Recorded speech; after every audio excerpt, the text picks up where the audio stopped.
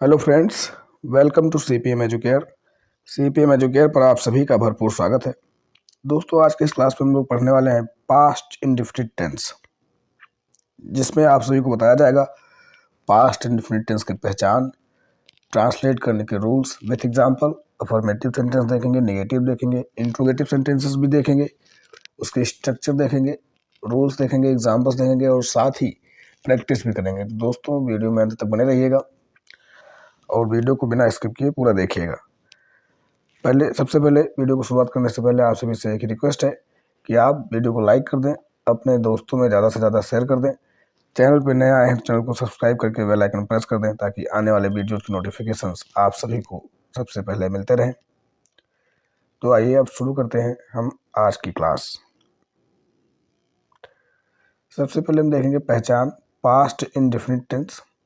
इसके पहले हमने प्रेजेंट टेंस कंप्लीट किया हुआ है, प्रेजेंट इंडेफिनिट से लेकर प्रेजेंट परफेक्ट कंटिन्यूअस तक। अगर आपने वो क्लास नहीं देखी तो आप जाकर चैनल पर विजिट करके उसको भी देखिएगा। तो पहचान क्या है? हिंदी वाक्य के अंत में था, थी, थे, आ, ई, ए, ता, था, ती, थी, ते, थे, आ, ई, ए सफिक्स होगा, मतलब प्रत्यय होगा। ता, था, ती, थी, ते, थे आदि शब्द आते हैं। पास्ट हैबिट का भी पता चलता है इसमें, ठीक है। जैसे वह स्कूल गया, बच्चों ने नाश्ता किया, मैं कल वहाँ गया था, वह उस समय लखनऊ में रहता था आदि सेंटेंसेज आपके पास्ट इंडेफिनिट में होते हैं। Rule of translation, affirmative sentence में सभी सब्जेक्ट्स के साथ second form of the verb का यूज़ किया जाता है, ठीक है। Second form of the verb यानी कि V2 का प्रयोग करेंगे। जैसे उपयुक्त वाक्यों का ट्रांसलेशन भी दिया हुआ है नीचे।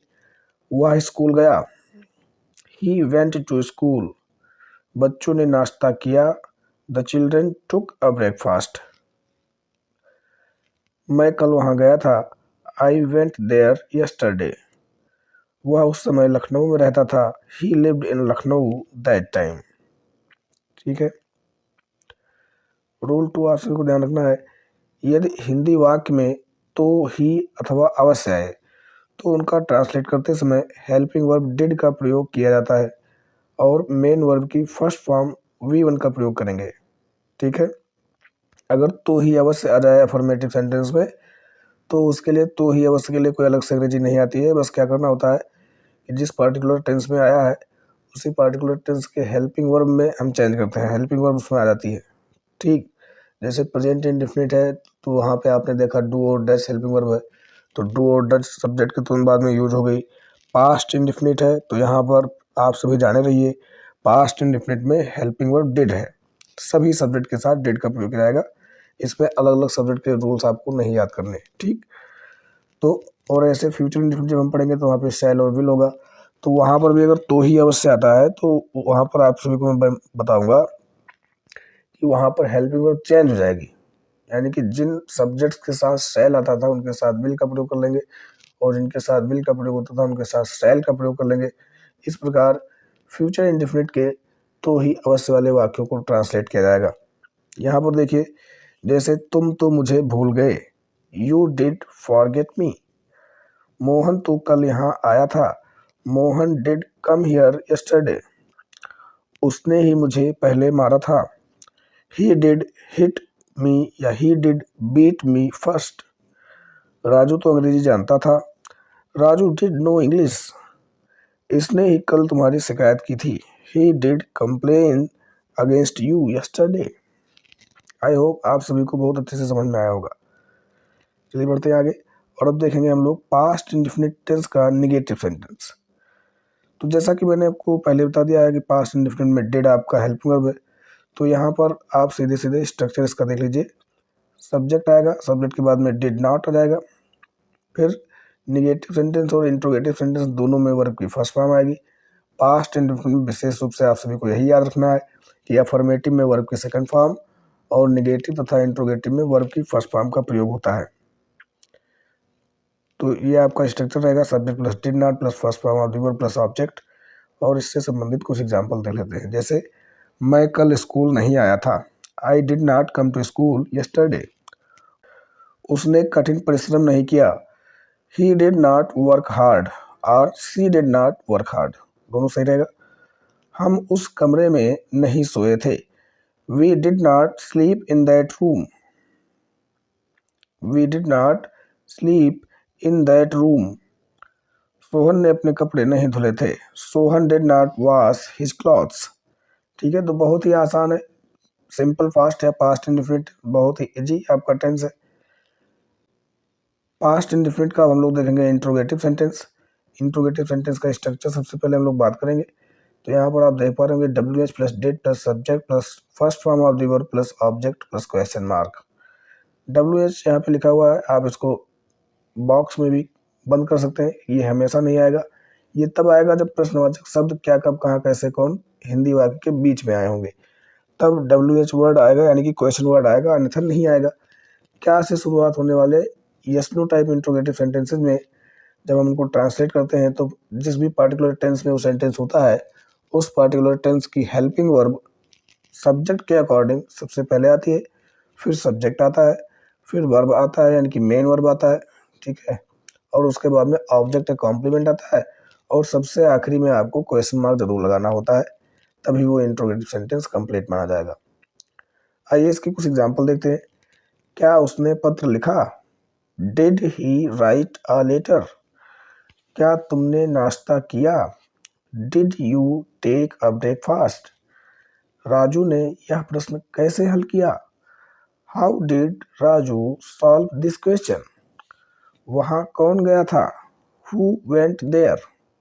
आप सभी को पता होगा, मैंने बताया आप सभी को शुरुआत में जब मैंने टेस्ट पढ़ाना स्टार्ट किया प्रेजेंट इंडेफिनिट टेंस में ही, मैंने वहीं पे आप सभी को बताया था कि कौन से शुरुआत होने वाले वाक्यों को जब हम ट्रांसलेट करते हैं तो उनका ट्रांसलेट सदैव असर्टिव सेंटेंस में होता है. होते तो इंट्रोगेटिव सेंटेंस ही है, लेकिन वहाँ पर असर्टिव में उसको ट्रांसलेट करते हैं, यानी कि जो अफर्मेटिव यानी कि अफर्मेटिव का जो आपका रूल है वो फॉलो होगा नॉर्मल इंट्रोगेटिव में. और अगर इंट्रोगेटिव एंड नेगेटिव है, जिसको कई बार नेगेटिव इंट्रोगेटिव भी कहा जाता है, तो वहाँ पर नेगेटिव सेंटेंस का रूल फॉलो होगा. और हु सब्जेक्ट का कार्य करता है. नॉर्मली हु सिंगुलर ही होता है, प्लूरल भी कहीं कहीं कंडीशनल होता है, यूज हो जाता है, तो उसको भी आप सभी ध्यान रखेंगे, लेकिन नॉर्मली आपका हु सब्जेक्ट के रूप में सिंगुलर रूप में ही प्रयुक्त होता है. तो वहाँ कौन गया था? Who went there. अगर पूछा जाए आपसे कि वहाँ कौन नहीं गया था, तो ये नेगेटिव में ट्रांसलेट होगा who did not go there. ठीक, तुम वहाँ क्यों नहीं गए? Why did you not go there? अध्यापक ने आज क्या पढ़ाया? What did the teacher teach today? I hope आप सभी को बहुत ही अच्छे से समझ में आया होगा पास्ट इंडेफिनिट टेंस. अब आइए हम कुछ प्रैक्टिस भी करेंगे, कुछ सेंटेंसेज आपके लिए लेकर आए हैं, एक एक करके देख लेते हैं. मेरी माँ ने खाना बनाया. My mother cooked food. मैंने ताश खेला. I played the cards. हम नदी में नहाए.